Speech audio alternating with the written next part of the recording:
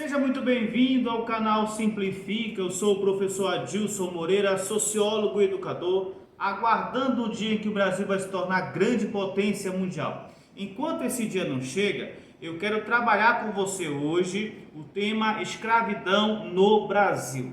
Mas antes de mais nada, clica, curte, compartilha e se inscreve no canal para que a gente possa cada vez mais produzir vídeos para a internet. Bom, eu queria lembrar vocês que o material desta aula vai estar aqui na descrição. Vou colocar o link para você baixar, o slide com textos, para você aprofundar mais, para que você possa gabaritar esta prova. Vamos para o tema escravidão no Brasil. Vem comigo.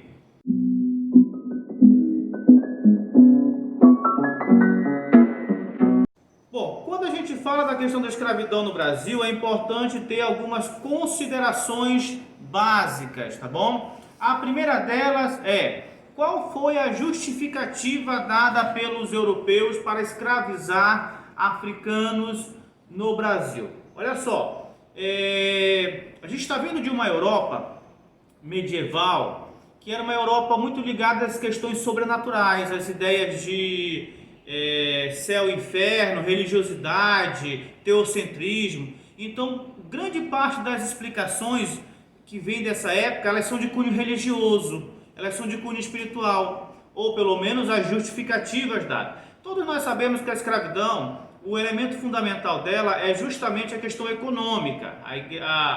O Estado europeu, né, os portugueses, eles vão escravizar com base na questão econômica. O tráfico negreiro dava lucro, ok? Sobre a justificativa, por exemplo, na Europa trabalhou-se muito a ideia de que os africanos, eles eram dois elementos em relação aos africanos. Eles eram descendentes de Caim e, portanto, estavam amaldiçoados por serem descendentes de Caim, ok? Existe um princípio bíblico que diz que quando Caim matou Abel, Deus amaldiçoou Caim e sua descendência, e eles seriam conhecidos por uma marca no corpo. Então, para o europeu, a cor do negro era a marca no corpo. A cor do africano, melhor dizendo, era a marca no corpo. Justificativa e ideológica. Outro elemento, então, por si só já seriam amaldiçoados, por ser descendentes de Caim. Outra justificativa é que, quando o islamismo se desenvolveu, e aí ele acabou se expandindo pela África, o islamismo teria contaminado diversas sociedades africanas. Então esses africanos seriam impuros, ok? Portanto, seriam eles amaldiçoados e impuros. Daí diziam os europeus que toda a escravidão, todo o sofrimento voltado para a escravidão, ele era algo que era justificável, porque na prática os europeus estariam levando esses povos africanos para a conversão, eles estariam expurgando os pecados dele diante de tamanha violência, de tanto sofrimento, etc. Eu só quero lembrar a vocês que essa explicação é com base na história das mentalidades, que são as concepções, ok? De cada momento, como o homem vê o mundo ao redor, as suas crenças e as suas ideologias. Na prática, nós sabemos que o aspecto é econômico, que é o lucro. Mas aí a gente se pergunta, por que o europeu escravizou o africano e não o indígena? Existem alguns elementos a considerar. Primeiro deles, tá bom? O primeiro elemento que eu gostaria de trabalhar com você para conversar sobre a escravidão é o seguinte: nós temos que quebrar um paradigma na história brasileira de que escravidão é sinônimo de negro. Okay? Isso ocorre de forma muito corriqueira nas aulas, de forma muito rotineira nas aulas de história, ok? Aonde, inclusive, alguns professores, nós professores, ao invés de falarmos escravo, nós falamos o negro na lavoura da cana, o negro na mineração, o negro na cafeicultura, o negro na casa grande, nós falamos o negro, e aí negro virou sinônimo de escravo. Importante considerar, primeiro ponto da aula, que escravidão é o sistema, é a relação de trabalho. Dentro desta relação de trabalho, ou dessa exploração de trabalho, existe uma gama de trabalhadores. Olha só, no Brasil, o índio foi escravizado inicialmente. A primeira escravidão do Brasil foi escravidão indígena. Inicialmente ele foi utilizado na exploração do pau-brasil, mas aí é aquela dificuldade, o índio conhece a região, o índio conhece, ele sabe sobreviver, escapava, resistia, atacava, era algo muito complicado para a coroa portuguesa escravizar o indígena. E logo em seguida vieram outras formas de proteção do indígena, suposta proteção, pseudo-proteção, que era a igreja e a sua catequização. Mas a primeira forma de escravidão foi indígena. Bom, depois vieram os africanos, ok? E aí é importante considerar que o termo negro foi um termo pejorativo, dominador, que o europeu lançou sobre esses povos quando vieram para cá. Então daí por diante foram chamados de negros. Vamos considerar apenas povos africanos. Então, segundo o povo escravizado, o povo africano. Logo em seguida, com a mistura que ocorreu entre os povos da época, nós tivemos mulatos, é a tal da miscigenação, e você vê a mistura de povos africanos, europeus, indígenas, surgiram os mulatos, e um pouco mais tarde nós tivemos escravos brancos no Brasil. Sim, senhoras e senhores, nós tivemos escravos brancos, o Brasil teve escravos brancos.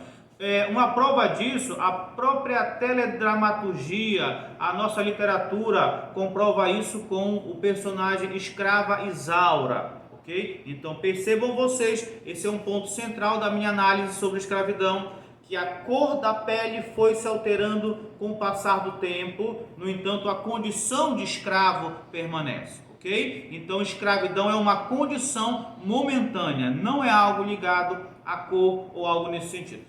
A maioria dos que eram escravos eram africanos, mas nós tivemos outras formas de escravidão também. Bom, os europeus chegam oficialmente ao Brasil em 1500, iniciam o processo de colonização do Brasil, com as capitanias hereditárias, começando a extrair o pau-brasil e etc. E em 1549 se deu de forma oficial a entrada dos primeiros africanos ao Brasil.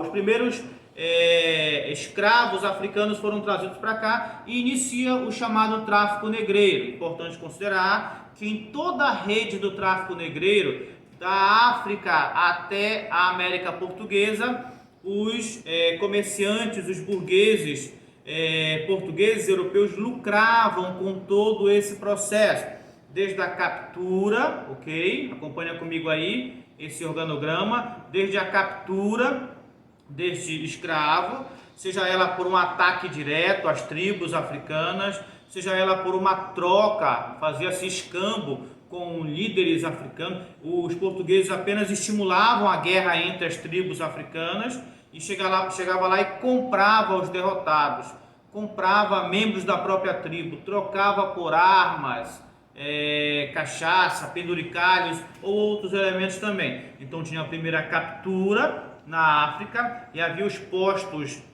de tráficos negreiros na Europa, e de lá eles eram trazidos para o Brasil. Aí tinha o transporte, que é a segunda parte, um transporte que era algo muito desumano, cruel. Havia os chamados navios negreiros, que foram apelidados de tumbeiros, numa clara relação à questão da quantidade de mortes que tinha no navio, que assemelhava-se a uma tumba. Eram as piores condições possíveis. Os relatos escritos comprovam isso.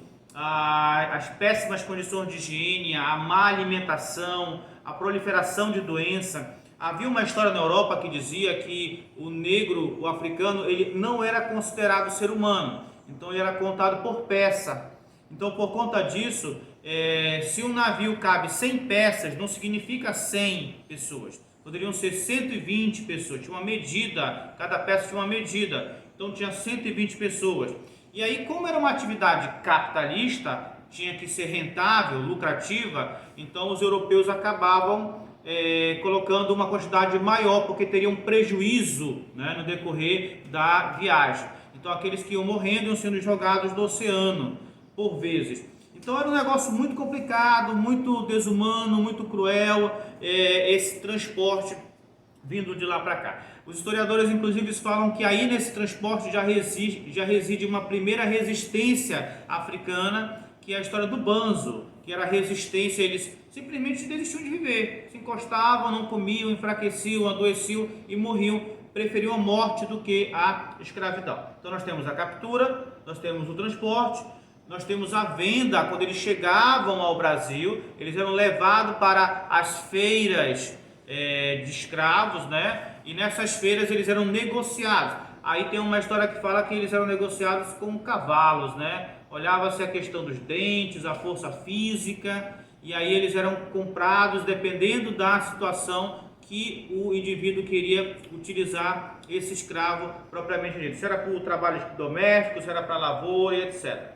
Na maioria das vezes, os que vieram para o Brasil foram sudaneses e bantus, ok? Justamente que vieram dessas regiões da África para cá, através dessa rota da escravidão que nós tivemos. Então, milhões de africanos foram trazidos para o Brasil através desse elemento chamado de tráfico negreiro, ok? Bom, a gente pode considerar que a escolha pelo africano se deu pelo fato de termos conflitos com os nativos locais, os indígenas. Afinal de contas, o europeu estava invadindo a terra dos nativos, estava invadindo, não é que eles fossem selvagens, isso é um olhar muito preconceituoso, eles estavam apenas resistindo, tá? Havia uma alta mortalidade dos nativos quando houve o contato com os europeus, essa troca de vírus, né, de doenças, os nativos morriam muito nesse aspecto.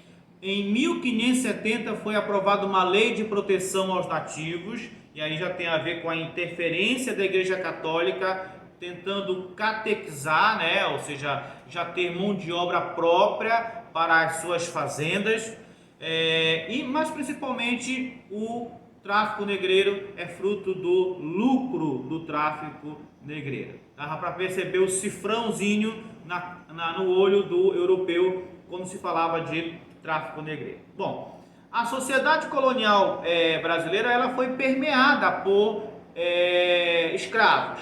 Os escravos ocupavam todas as áreas da vida humana aqui no Brasil colônia. Nós temos a democracia, acompanhe comigo aí a pirâmide societária dessa época. Nós tivemos a aristocracia, que eram os senhores de engenho portugueses, né? Era o cidadão de bem da época, ok? Posse, proprietário de terras, posse de armas, etc. Logo abaixo, homens livres, aí você tem uma série de atividades ligadas a isso, ok? E abaixo, os escravos. Então, os escravos tinham escravos do eito, escravos domésticos, escravos de ganho, escravos de aluguel. Todas as áreas da vida humana, elas possuíam escravos naquele exato momento, ok? Então, a escravidão ela foi constante, a escravidão ela foi algo que dominou a economia brasileira. Nós tivemos outras práticas econômicas, mas o escravismo foi fundamental no Brasil. Eu espero ter ajudado você nesta primeira aula, nesta primeira parte sobre a escravidão, e até a próxima, se Deus quiser.